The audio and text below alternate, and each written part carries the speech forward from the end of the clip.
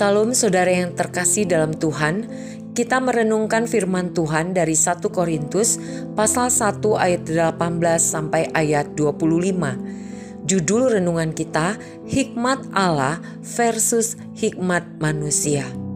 Saya akan membacakan ayat 18 buat kita. Sebab pemberitaan tentang salib memang adalah kebodohan bagi mereka yang akan binasa. Tetapi bagi kita yang diselamatkan, pemberitaan itu adalah kekuatan Allah.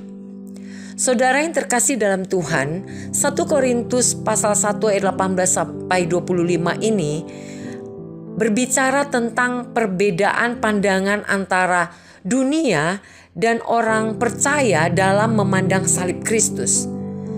Paulus dengan tegas mengungkapkan bahwa apa yang dianggap sebuah kebodohan oleh dunia justru adalah kekuatan, justru adalah hikmat Allah bagi mereka yang diselamatkan.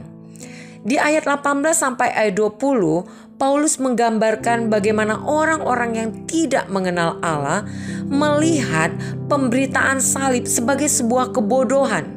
Bagi dunia tidak masuk akal sebuah kisah tentang seorang juru selamat mati konyol di atas kayu salib. Karena menurut pandangan dunia, kemenangan harusnya itu datang dari kekuatan, kekuasaan, kejayaan yang nyata yang bisa dilihat oleh mata. Dunia menganggap bahwa apa yang dilakukan oleh Yesus Kristus ini bukan suatu kemenangan, tapi suatu kebodohan. Namun dari perspektif Allah, saudara, kebijaksanaan dunia ini, hikmat dunia ini adalah sebuah kebodohan. Semua yang dianggap bijaksana oleh dunia ini tidak dapat menyelamatkan manusia dari dosa, tidak dapat menyelamatkan manusia dari maut. Allah mengungkapkan hikmatnya melalui salib, suatu cara yang tampaknya lemah dan hina.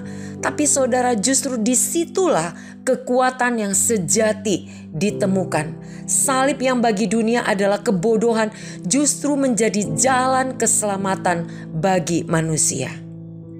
Melalui salib Allah menunjukkan kasih-Nya yang luar biasa kepada manusia. Dalam ayatnya yang ke-21 sampai 23, Paulus menunjukkan bahwa orang Yahudi mencari tanda-tanda ajaib dan orang Yunani mencari kebijaksanaan. Namun Allah memilih untuk menyelamatkan dunia melalui pemberitaan salib yang bagi orang-orang Yahudi, orang-orang Yunani itu adalah kelemahan.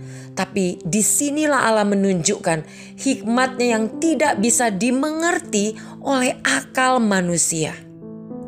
Paulus menegaskan bahwa salib adalah kekuatan Allah bagi mereka yang percaya. Bagi kita yang diselamatkan, salib bukanlah sebuah simbol kekalahan, melainkan sebuah tanda kemenangan yang membawa kita pada hidup yang kekal. Dalam salib, kita melihat pengorbanan terbesar, kasih yang tiada banding, dan keadilan Allah yang sempurna. Lalu di ayat 25 tertulis demikian, sebab yang bodoh dari Allah lebih besar hikmatnya daripada manusia, dan yang lemah dari Allah lebih kuat daripada manusia. Di ayat terakhir ini, Paulus menegaskan apa yang dunia anggap lemah justru adalah yang paling kuat. Apa yang dunia anggap bodoh justru adalah yang paling bijaksana. Salib yang tampaknya lemah dan hina, saudara, adalah puncak dari kekuatan dan hikmat Allah.